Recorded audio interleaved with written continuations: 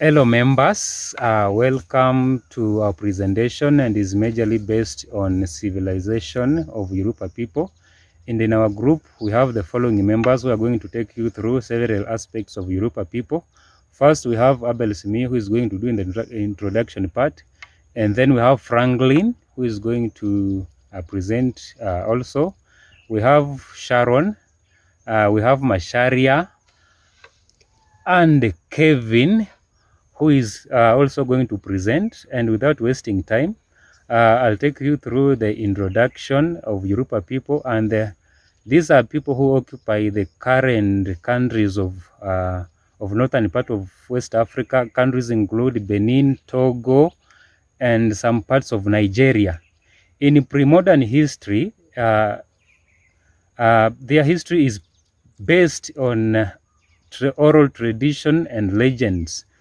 According to the Yoruba religion, there is supreme god who is called Oldumare. He ordered the Obatala to create the earth, but on the Obatala's way, he got drunk, and then his young brother was sent with the element of creation, who took the three items of creation from him, climbed down to the earth from heaven, and reaching on earth, he poured the sand onto the formless earth, which was being occupied by majorly water.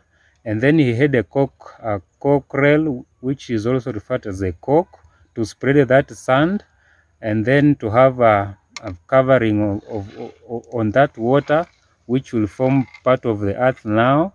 And after that one, a chameleon was sent to press that sand to harden it up, thus having the meaning of ill if.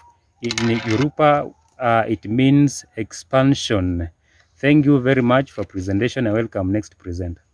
Welcome to the second part of the presentation. My name is Franklin. I'm going to take you through the Ile Ife. Now, Africans who lived in the Yoruba land were not initially known as Yoruba, though they shared a common language group, and ethnicity. Then I'm going to go through the organization of the Oyo Empire. Mythical origins of Oyo Empire lie with Orayan. Orayan was the second prince of Ile Ife, who made Oyo his new kingdom and got title Alaafin of Oyo. Somebody may ask, Alaafin means what? Alaafin means the owner of the palace. Now, oral tradition holds that the king left all his treasures and gave the power to another leader known as Adimu. Adimu, Orayan went to other states of Oyo, leaving a son known as Oba Achaka. He married another wife. He gave birth to two sons. That is Ajaka and Shango. Now, Oba Achaka was defeated later because he gave more independence to the chiefs. Oba Achaka was replaced with Shango. Shango was Ajaka brother. Now, Ajaka was later restored by his brother Shango, and later succeeded by by a leader known as Kori. Kori managed to conquer the metropolitan Oyo before the invasion of the Nupe people. Now, Oyo Empire encountered many military defeats by the Soeda people, forcing them to move to other places of Borgu. They were exiled there, that is like 80 years. And then they later reestablished the Oyo to be more centralized power. They reclaimed their land through strong military and centralized government. They failed to conquer the Benin, but after some time they conquered the Benin. And when Oyo Empire conquered your territory, you pay tribute to them. Now, Oyo Messi represented the politician. while Ogboni spoke for the people. Alafin was supreme without checks in his power and participated the people of Oyo participated in trans-Saharan trade, and the goods like cola nuts, slaves, etc. were the main items of trade, and leather. Leather also was there. Now, because they became wealthy through taxes they raised and trade. I welcome the next presenter, Shango, to talk about the brother. Next part. Hello, my name is Kevin, and I'm going to present about positive factors that led to the growth of Yoruba Empire. The first point is that Yoruba land was blessed with natural resources such as extensive forests and good agricultural lands, which enabled them to cultivate many crops such as nuts, and hence there was abundant food supply, which led to the growth of Yoruba Empire. The second point is that good fertile farmlands also made Yoruba Empire to grow extensively, since different variety of crops were grown, and this made farming to be a major economic activity, and this contributed to the growth of Yoruba Empire. The last point is that Yoruba Empire had favorable trading positions, which provided a good environment for trading activity to take place,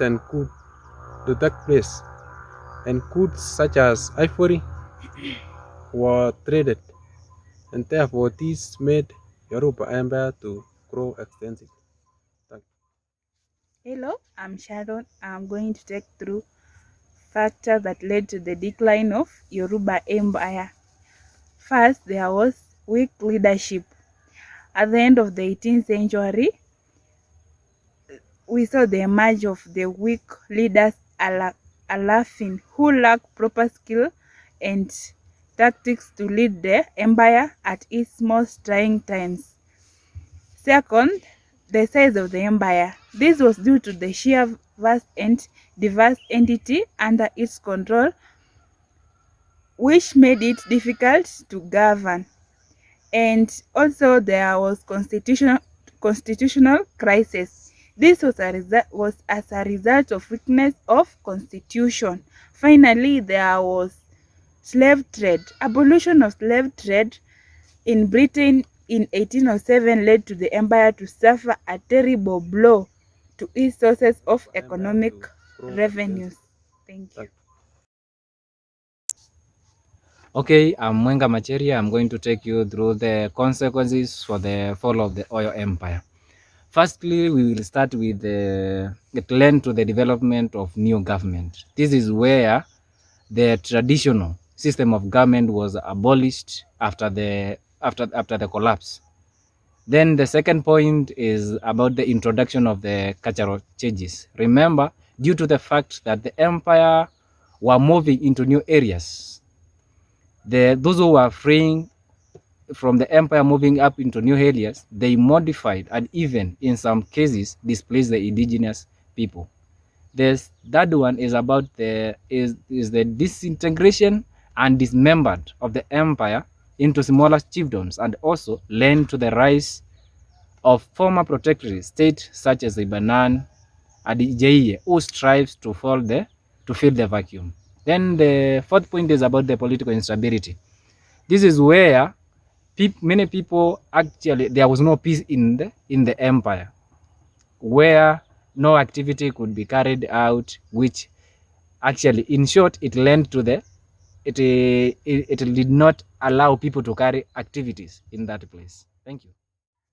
In general, we are here to summarize the civilization of Yoruba's people, and we can say that Yoruba civilization was one of the greatest African civilization. As we have seen in various aspects, it went on successfully until the coming of the European people, which made it very difficult for them to be successful, and this led to its decline.